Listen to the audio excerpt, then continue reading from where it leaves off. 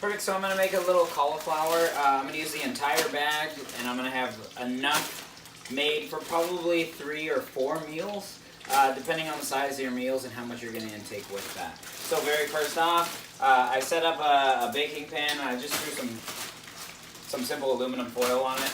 I'm going to throw the entire bag on here. 32 ounces, 2 pounds of cauliflower. Now that I have all the cauliflower out on my pan, there are some much larger pieces, and I want them to cook pretty evenly. So I'm just going to start breaking them off into a little bit smaller chunks. Now I'm going to throw some olive oil on.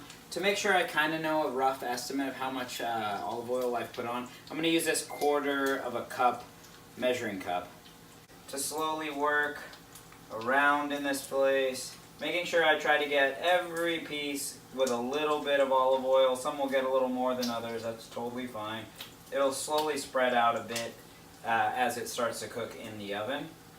And now that I kind of put it on, just to make sure that it gets pretty well coated, don't be afraid to get dirty. We're just going to throw it around a little bit, which will get olive oil on most every little crevice that the cauliflower has. Ta-da! Now wash your hands. Perfect, so I got my cauliflower all oiled up. And now I'm going to throw some salt on. I'm going to try to make sure that salt gets pretty much everywhere as best I can. But also keep in mind, you can salt this again later once it's cooked and get a much better salt overall flavor out of it without having to overload it with salt. From there, smoked paprika. This is going to give it a little bit of a bite, a little kick, a little spice, but definitely not crazy hot like cayenne pepper. And once again, I just want to make sure that you can see some red flakes pretty much on every little part of the cauliflower as we go through. Obviously, as you try this recipe, you will find particularly what your flavor enjoyment would be based on trial and error.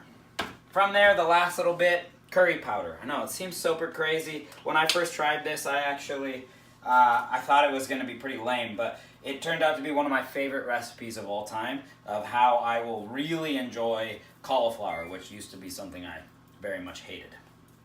And then we'll just go ahead and throw it on into the oven.